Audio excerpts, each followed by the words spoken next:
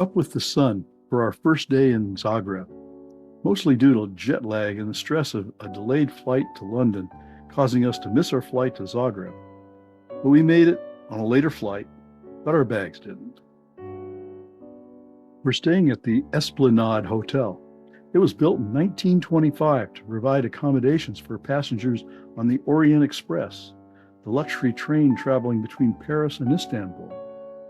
Agatha Christie stayed here when she was researching Murder on the Orient Express. We meet our guide, Nicola, at the hotel for a walking tour. He explains that we are on the Green Horseshoe, a series of connected parks conceived in 1882 and completed in 1889. This is Tomislav Square. King Tomislav, he was the Duke of Croatia from 910 to 925, and then the first king of Croatia from 925 to 928. The Tomislav Square is anchored by this impressive building, built for a Millennium exhibition in Budapest in 1896, constructed with a state-of-the-art prefabricated iron skeleton so that it could be shipped back to Zagreb after the exhibit. A new version of the building was designed as a purpose-built art gallery. It was opened in December 1898 with a popular exhibit showcasing local artists. The pavilion was damaged by the earthquake in 2020 and is currently undergoing repairs and is not open to the public. The next park is Strassmeyer Square, currently hosting a food fair. Pointing out all of the scaffolding, Nicola says the city is one big construction site, working to repair the damage from the 2020 earthquake. Joseph Strassmeyer was a Catholic bishop and a founder of the Yugoslav Academy of Sciences and Arts in 1866.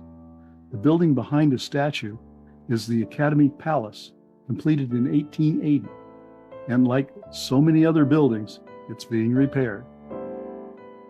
The next park on the Green Horseshoe is Zrinski Square. The southern end of the park sports busts of important Croats. At the center of the park is a music pavilion built in 1891. Toward the end of the century, many mansions were built on Zrinski Square in the then popular Neo-Renaissance style. 1888 is inscribed in Roman numerals on this building's facade. I find the ornate doors particularly fascinating. That brings us up to Ban Jelačić Square, the central square of Zagreb. The square started as a marketplace in 1641. The cattle market was moved to what is now Zrinski Park in 1826, but produce continued to be sold there until 1858. Josip Jelačić was Ban of Croatia from 1848 to 1859. He abolished serfdom in Croatia and supported independence from the Austrian Empire. Nicola tells us that we're now in the old Zagreb. There were two settlements on neighboring hills, Gradec and Kaptol, separated by a creek. To make it a little easier to see, here are the towns on a regular map. This is Kaptol Square with its impressive fountain. This is Zagreb Cathedral. Its story is one of destruction and rebuilding. The cathedral was consecrated in 1217. It was expanded and fortified in 1510. The Great Zagreb Fire of 1645 collapsed the building.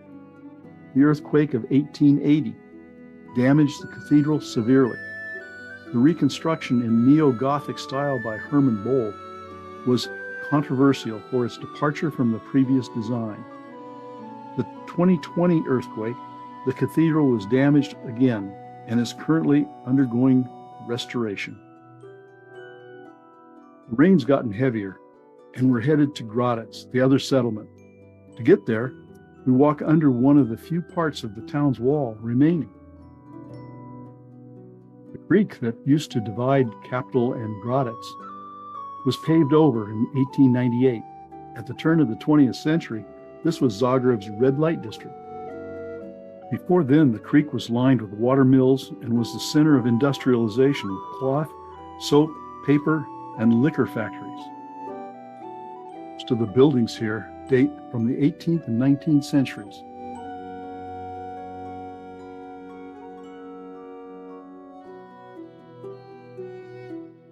The only gate in the Gradec town walls that still exists is the old stone gate. Inside is a shrine to God's mother of Stony Gate, the patron saint of Zagreb. The gilded icon of Mary holding the baby Jesus miraculously survived a fire in the shrine. Top of the old stone gate is a witch's ball intended to snare low-flying witches. At the heart of Gradec is St. Mark's Square and the Church of St. Mark, dating to the 13th and 14th century. The tile roof displays the coats of arms of the Kingdom of Croatia, Dalmatia, and Slavonia on the left, and on the right, Zagreb. Security is tight here because to the right of the church is Sabor Palace, home to the Croatian Parliament. It's been housed on St. Mark's Square since 1737, and it's in this building since 1911.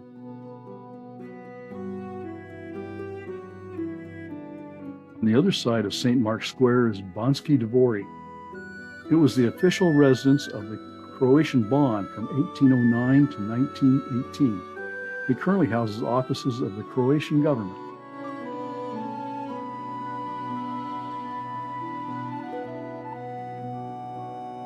South of St. Mark's Square is the Old City Hall, a complex of 3 adjacent buildings dating to 1614. In 1958, city government offices were moved to a new city hall, but the city assembly sessions are still held here. Heading south another block is this Greek Orthodox church.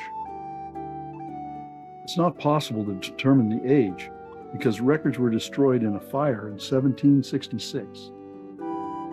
Just around the corner is St. Catherine's Church, a Baroque-style church completed in 1632.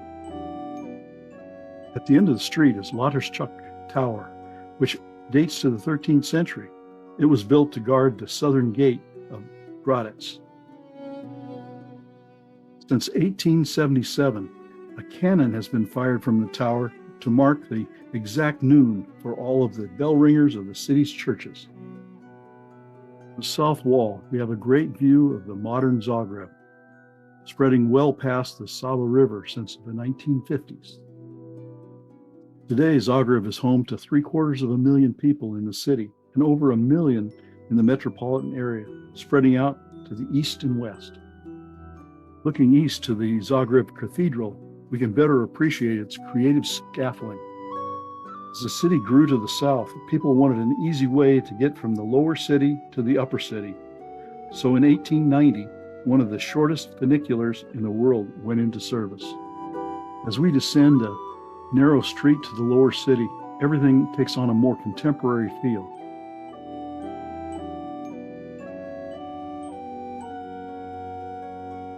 We're back in Ban Jelačić Square, and Nikola is leaving us here. We've covered a lot of ground today, considering the weather. We decide to head back to the hotel. The rain's heavy, and we are travel weary and anxious to check on our luggage. There are more doors that are interesting along the way. Back at the Esplanade, no, our bags have not been delivered. This morning, Nikola is taking us into the countryside north of Zagreb. Our first stop is Dushin Castle. In the 13th century, a small observation fortress monitoring a main road was built on this site.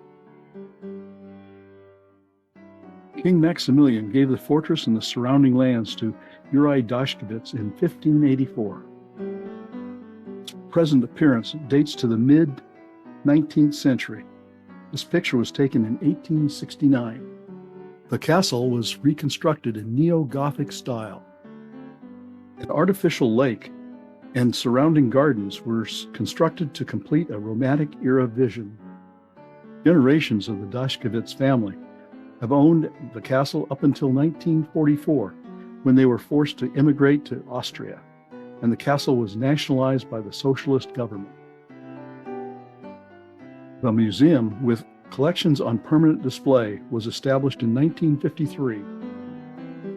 We entered the castle through a fortified tower with a drawbridge, then through another tower to the inner courtyard. It's clear that the fortifications are just a romantic vision of the past and not functional. The first room we enter is the hunting hall, with furnishings dating to the second half of the 19th century. On the way to the Hall of Chivalry, we meet some of the Dashkevits. Count Ivan and Countess Brandis owned the castle in the early 18th century. Hall of Chivalry features sets of armor in the 16th century style and an ornately carved fireplace mantel from the second half of the 19th century. The little drawing room is decorated with wall paintings featuring scenes of country life done in the 18th century style. All is in keeping with the Romantic era vision of the simple country life in opposition to the coming industrial era. The short beds in the owner's bedroom were interesting. People in those days slept sitting up, we're told. Snapshot in time. Some old wallpaper has flaked away, revealing a German newspaper dated 1856. One of the responsibilities of the feudal lords was to equip and field military units when called upon to do so by the king. This room features hand-painted wallpaper showing Dashkevit's forces that took part in the 7 Years' War, 1756 to 63. The panels depict 820 people in 3 infantry companies and 2 cavalry squads. The cabinet in the room is a company of tin soldiers in the Dashkevits' uniforms. The well sits in an interior courtyard surrounded by hunting trophies.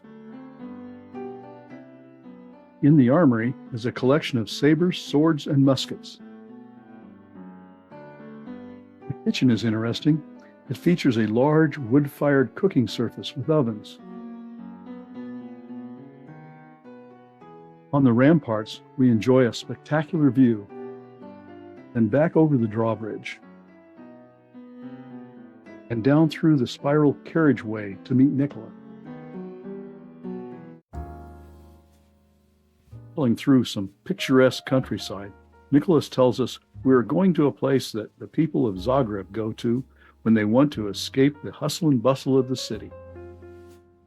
Bolockar is a restaurant, winery, and collection of cottages. Rustic cottages have been refurbished with modern amenities and luxuriously equipped bathrooms.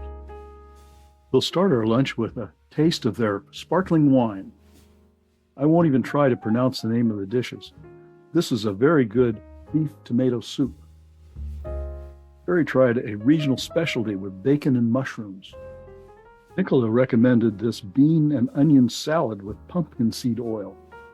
Main course, we shared a platter of duck with homemade pasta and veal with potatoes. This is a local specialty, a strudel made with cottage cheese.